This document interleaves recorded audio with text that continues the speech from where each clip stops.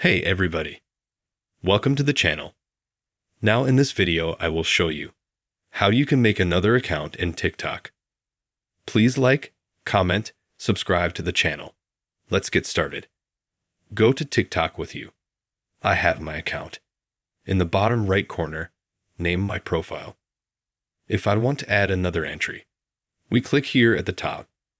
And if you have multiple entries, you can switch your accounts through them. But if you want to add another TikTok account, you click right here at the top, Add Account, and then choose what you want to sign up for.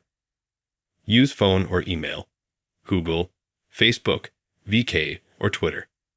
If you already have an account, you just click Login. Go, enter your number, or enter your username, password, and then log in.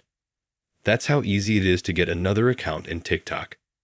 If you liked and helped this video, you can subscribe to the channel.